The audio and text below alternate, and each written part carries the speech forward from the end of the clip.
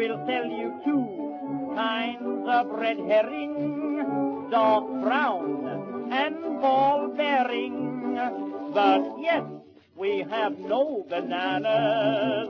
We have no bananas today.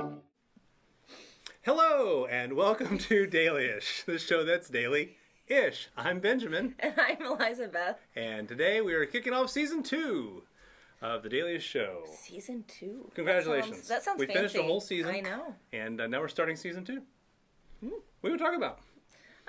Let's see, what have we been doing? Because it's been a little bit since we did a video.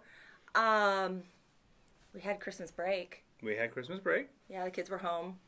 So we got to catch up on some shows during that time. Right, we did. Yeah, lots of good shows that we got to watch. When you're just sitting around the house, you watch Christmas movies and... We even had some rainy days here in San Diego to watch movies, which was pretty nice. And I feel like we need to do then that. it keeps raining. Yeah, it's still raining. It's raining right now. Yeah. So, what did we watch? Let's go through our list of things we liked. We're not going to, and I don't think we have anything in here we're going to show that we didn't like today. No. We're just going to pick 3 things. Yeah, 3 that we liked. 3 things. 1 documentary, 1 series, Okay. and 1 individual on part of an organization. Okay. Educational. Things we have liked. Yeah, things during we've this liked. time that we kind of found and may have binged Yeah. if it was bingeable. So the first thing we thought was going to be a series, and wound up being just a documentary because we just went, oh, that looks interesting, and we clicked on it on Netflix. If you haven't watched it yet, highly suggest watching the Bill Murray stories. Tagline says, "Life lessons learned from a mythical man." Yeah, that one was a surprise. We didn't kind of know what to expect because the way it popped up in our Netflix queue just looked like another comedian's like stand-up routine that was getting aired, and that's what I kind of thought it was going to be. Which I was like, okay, we'll watch some Bill Murray. That'll be fun. But it ended up being this documentary talking about different people's experiences with Bill Murray in real life. Like random situations. So like urban myth kind of stuff surrounding Bill Murray. Yeah. Which I didn't know existed. No. I had no idea that this was like a thing. Like there was a whole like web community on this. So learned that existed. Then got to hear like this awesome story of just living life in a very unique and fun way. And so I highly recommend to anybody to watch this one. It was a fun watch. Enjoyed it. It's got some good high ratings on Rotten Tomatoes. The Tomatometer gave it 94%. Say that 5 times fast. Tomatometer. I didn't mean literally. Oh, okay. And the audience score of 93%. So, I mean, everybody seems to like it pretty well. So I want to know the 7% that didn't like it. Yeah, who are those? I'd like to know why. They're also among dentists who don't recommend using a particular toothpaste or probably. brushing your teeth. Right. So it was really cool. It was a documentary shot. Just started streaming. Just this last year, back in October. And How did it stay under the radar for that long then on our queue? I don't know. That's kind of weird. That it just now is getting pushed in our feed. So. But in the documentary, I don't want to throw too many spoilers out there if you haven't seen it yet. But he shows up at spots like at a karaoke bar, at somebody's house party, just washing dishes. I mean, it's just this kind of random stuff. Can you imagine having Bill Murray at your party washing dishes and cooking lasagna? I mean, that would be pretty cool. That'd be pretty awesome. I would enjoy that. But no, it was a good show. It was very encouraging and kind of motivated us in a couple different ways to see if we can't spark some joy in other people's lives. Yeah, and looking for that. Yeah, looking for those in opportunities. Totally little things, like not like having to do big, giant philanthropic works. Yeah. Like showing up at a construction site and like saying, hey. serenading people or reading poetry. Yeah.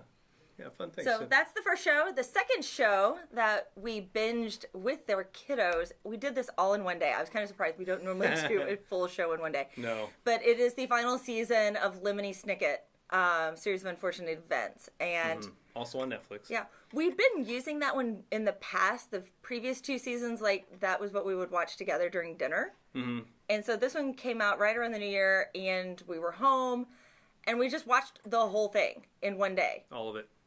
First thing in the morning until dinner time or however long it took. Yeah, and it was a lot of fun. Great family show to get to watch together and to get to enjoy.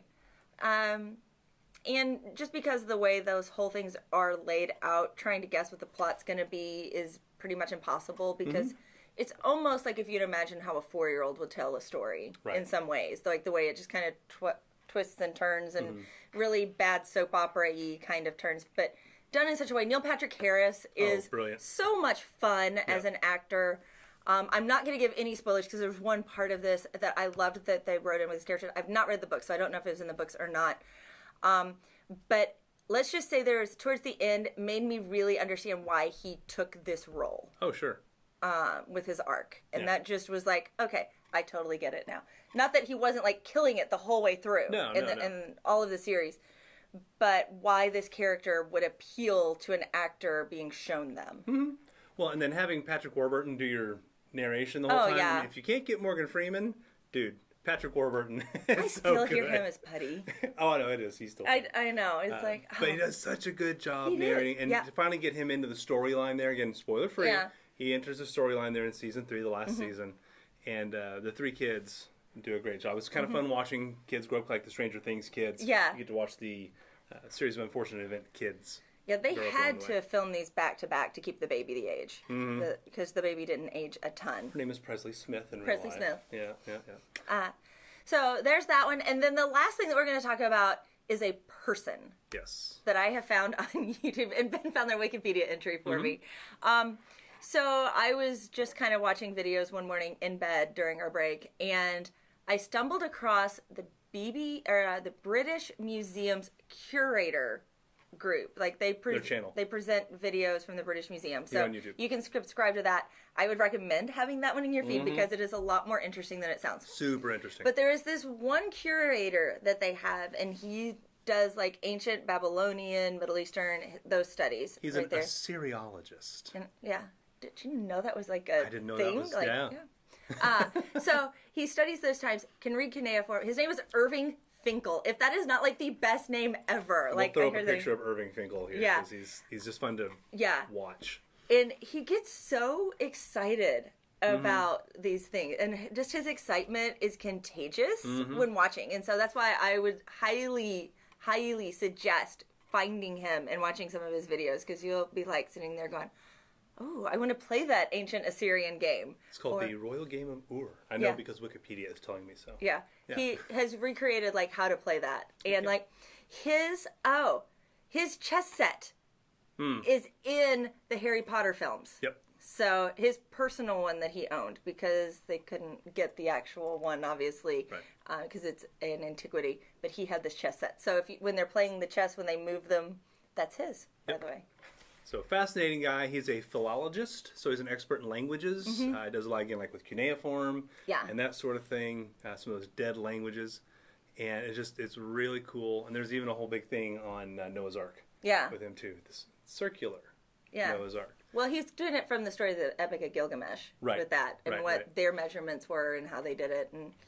That's a whole separate documentary. I think it was from 2014. So just again, if you haven't watched that, if you have the time to sit down and watch a whole documentary, go for it. But if you want bite-sized pieces. Right here on YouTube, the British Museum Curators Group. So I would recommend that one. So lots of fun. They also will try to recreate ancient drinks on that channel. Like they made Egyptian beer and other things like that. So it's very interesting. It's not just kind of like dry. But the curators will come in with, 1400s, so and so did so and watching everything. No. Like for me, one of my favorite things on the channel too is the curator's favorite swords and that sort of stuff too. So just kind of get some storytelling goes along with that as well. So that's what we've been watching. What have you been watching? Let us know in the comments down below. Yeah, if there's something we need to go check out, because I'm always on the lookout for good new things to watch. Whether we do have Netflix, Prime, and YouTube, of course. So those are what we have. But if you have something else you watch, like even if you actually still watch network TV. What is that? That still exists, believe it or not. But we do love documentaries too. So so yeah, let us know down in the comments below, as well as you can follow us over on social media. We're at Dahlia Show. You can find us, and of course here on YouTube. So please hit that like, share, and subscribe button, as well as the notification bell, so that way you can know when our new videos go live. Now that we're back in a new season, we're going to be working to follow a good schedule with that. We're easing into it this week, so not as many videos as normal, but we're going to be jumping back in here very soon. You're going to get to see the studio grow. Woohoo! It's good to see you guys. Yeah, we've missed you. So until the next video, bye. But yes, we have no bananas. We have no bananas today.